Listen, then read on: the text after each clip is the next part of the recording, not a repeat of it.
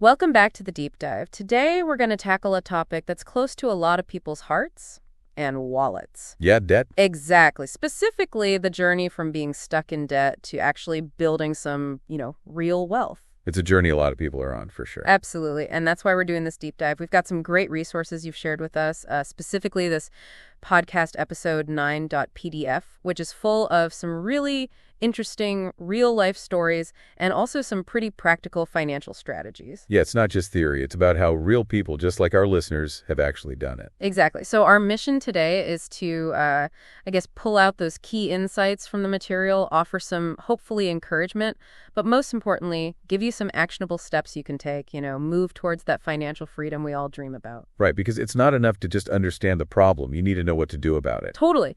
So when we talk about debt, it can feel like this big, scary monster, right? Yeah, this huge weight on your shoulders. But one of the first things that your sources emphasize, and I think it's really important, is that not all debt is the same. Right, that's super important to remember. Like, your materials actually categorize debt, which is helpful. So you've got what we call good debt. Like, think about student loans. Now, obviously, you got to be strategic, but those loans can help you earn more over time, right? Or a business loan that's well managed helps your business grow. Yeah, so in those cases, that debt can actually generate more value down the line. Exactly. Potential for a return, so to speak. But then, of course, there's the flip side, the bad debt. And this is where things can, get kind of messy. Yeah, this is the stuff that can really keep you up at night.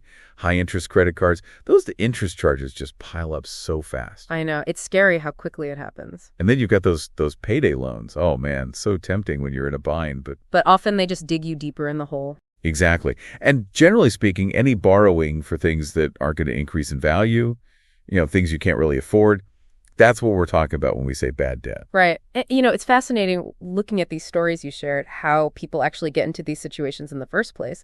It's usually not one big mistake, is it? No, it's rarely like one massive catastrophe. It's more like a slow creep. A gradual thing. Exactly. And one major factor is lifestyle creep. You get a raise, you start spending a little more, maybe you upgrade your phone, eat out more often, get another streaming service, and before you know it, you're spending way more than you used to. Yeah, you don't even realize it's happening. It's like each little thing seems insignificant on its own, but it adds up. Totally. And then, of course, life throws those curveballs.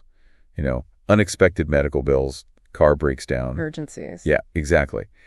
And if you don't have that safety net, that emergency fund, it's easy to see how debt can start to feel like the only option. Yeah, you feel like you're drowning. You got to grab onto something, anything. And then we got to talk about financial literacy, right? Because your sources touch on this too. If you don't really understand how interest works or the importance of budgeting. Yeah, or the long-term consequences of certain choices. Exactly. That lack of knowledge can definitely lead to taking on debt that you could have avoided. Right. And then, your materials highlight these common debt traps, like minimum payments. It feels like you're making progress. You're paying something every month, but... Yeah, you're barely making a dent in the actual principal. You're mostly just paying interest. It's so frustrating. It is. And then we have those buy now, pay later programs everywhere these days. Super convenient, right? Oh, yeah. You can get anything you want with just a few clicks. But it's so easy to overspend without realizing it. And suddenly you've got all these small payments for different things, and it becomes this big, tangled mess. And then we can't forget about the beast of compounding interest working against you now. We always talk about how great it is for investments, but when you're in debt... It's like that interest is multiplying faster than you can pay it off. Yeah, it really is like a weed, just keeps growing and growing. So I think it's really interesting to think about, for our listeners, what those turning points were for people who felt totally buried under debt. What was that rock bottom moment that made them decide, okay, enough is enough. I got to change something. Yeah, what was that catalyst? Because understanding that emotional side of it, I think, is really important. Absolutely. So now let's shift gears a bit. Because one of the key messages from your sources is that getting out of debt is totally doable. It's not impossible. Right. It's not this life sentence. Exactly. And we see that in those inspiring stories in podcast episode 9.pdf. Real people who were in tough spots but turned things around. Yeah, they're really encouraging. Like Sarah, for example, she had $45,000 of credit card and student loan debt. And for a long time, she just avoided dealing with it. Yeah, I get it. It's easy to bury your head in the sand when the numbers are scary. But her turning point, according to the podcast, was really simple. She started tracking every single dollar she spent. Used a budgeting app to do it. Gave her that clear picture of where her money was actually going. Right. And that awareness, that was the key. She started cutting back, but she also took action to increase her income. Started a freelance graphic design business on the side. Smart move. Combined reducing expenses with making more money. Powerful combination. Yeah. And the result paid off that whole $45,000 in 3.5 years. Amazing. Really impressive. And then there's Raj. His story's a bit different. Had 10 loupats of business debt, and then his business had to close during COVID. Talk about bad timing. Oh, man, that's rough. But he was incredibly resilient. Made some major lifestyle changes, took a delivery job to bring in some cash, and he really cut back on his spending. Just the essentials. So he chose the debt snowball method to tackle his debt, right? We'll talk more about that later. Yeah, and it worked for him. He became completely debt-free in 4 years. And here's the best part. He's now investing every month. Wow, that's awesome. It shows how once you get rid of that debt, you can actually start building real wealth. And he had this great quote in the episode that really stuck with me. He said, "The moment I realized my debt wasn't a life sentence, that was the beginning of my comeback." I love that. Such a powerful mindset shift. And that's a key takeaway here, right? These aren't stories of people who won the lottery or anything. These are everyday people who made a plan and stuck to it.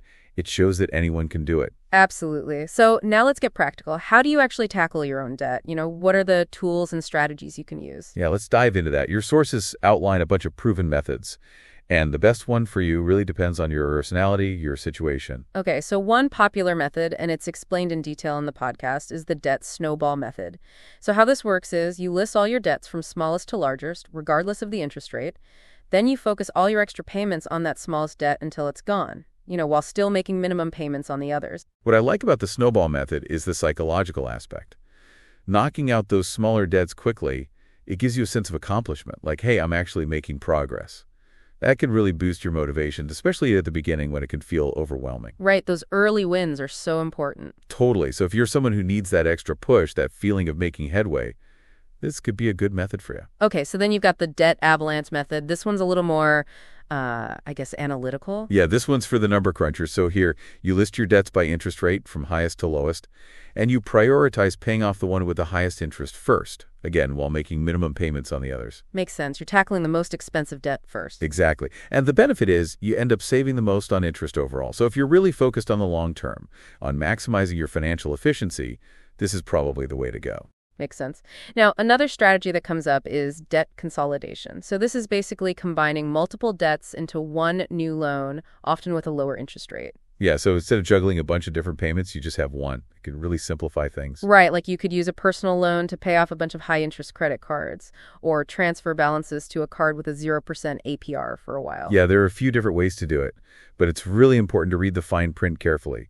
Make sure you understand all the terms and fees before you jump in. Absolutely. Good advice. Now, let's talk about increasing your income, because that's a really powerful way to accelerate your debt payoff, right? Oh, absolutely. The more money you have coming in, the faster you can chip away at that debt. So think about side hustles, freelance work, maybe even a part-time job if you can manage it. The key is to be intentional with that extra income. Like, make a rule.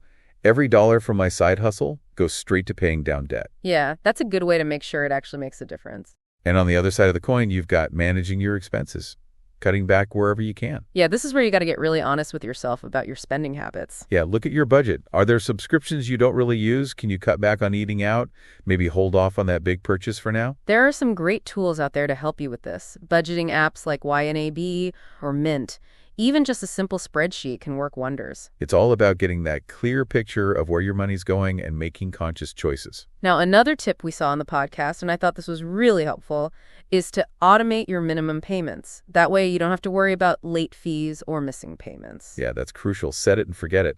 But then, on top of that, try to make extra manual payments whenever you can, even if it's just a small amount every week. Consistency is key, right? Absolutely. Those little bits add up over time. So, one of the most important things to remember, and your sources really drive this home, is that becoming debt-free isn't the end goal. It's just the beginning. It's like the foundation for building real wealth. Yeah, you're shifting from this mindset of scarcity, constantly feeling like you're behind, to a mindset of abundance. Right. Once you've paid off your debts, you can start focusing on building up that emergency fund.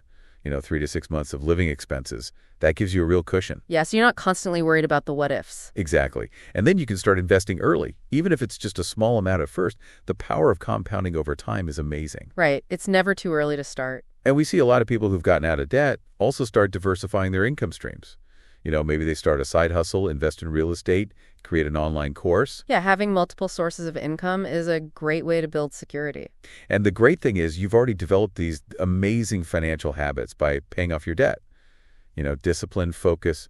You can apply those same skills to building wealth. Yeah, you've got the momentum now. Absolutely. So some specific wealth building strategies that come up in your sources are things like SIPs, systematic investment plans. You invest a fixed amount in mutual funds regularly. Or ETFs, exchange-traded funds. Those are like baskets of stocks or bonds that you can buy and sell easily. Yeah, good ways to get started with investing. And it's really important to set clear financial goals. What are you saving for? A house, retirement, travel. Having those goals gives you something to work towards. Totally. And you might also want to check out the FIRE movement, Financial Independence, Retire Early. It's all about saving and investing aggressively so you can become financially independent much earlier than traditional retirement age. Yeah, that's a pretty hot topic these days. Definitely. And remember that side hustle income we talked about? If you can reinvest those profits instead of spending them, that can really supercharge your wealth building. Yeah, it's like you're giving your money a job to do. Exactly. And there's this great example in your materials. Someone who was paying $500 a month on debt, when they paid it off, they started investing that $500 every month instead. So that they basically just redirected that money. Yeah. And after 5 years, that investment had grown to 6 lakh. Just shows you the power of consistency. Amazing. Okay, so we've covered a lot of ground. Understanding debt, inspiring stories, strategies for getting out of debt, and building wealth. So what can our listeners do right now? First things first, get clear on your numbers. Make a list of all your debts, the balances, interest rates, minimum payments. You got to know where you stand. Yeah, that's the starting point. Then choose your debt payoff method. Snowball or avalanche. Pick one and stick with it. And don't forget to look for ways to cut back on your spending. Every little bit helps. Yeah, even small changes can make a big difference over time. And think about how you can boost your income. That side hustle could be your secret weapon. Absolutely. And start building that emergency fund, even if it's just a little bit at first. It's like a safety net. And celebrate those wins along the way. Even paying off a small debt is a huge accomplishment. Absolutely. Okay, so key takeaways. Debt can feel overwhelming, but it's not a forever thing. People do get out of it. You can do it too. It's all about taking small, consistent actions. Don't try to do everything at once. Just focus on making progress. And the best part is those skills you learn while paying off debt, that discipline, that focus, those are the same skills you need to build wealth. Exactly. It's all connected. So if you're enjoying the deep dive, make sure you subscribe so you don't miss any future episodes. And if you know anyone who's struggling with debt, please share this with them. It might be just the thing they need to hear. I've also created a free From Debt to Wealth action plan for you. It's a PDF checklist that summarizes all the key steps and strategies we talked about today. You can download it on our website. And as you move forward, I want you to think about this. How will your life be different once you're free from debt?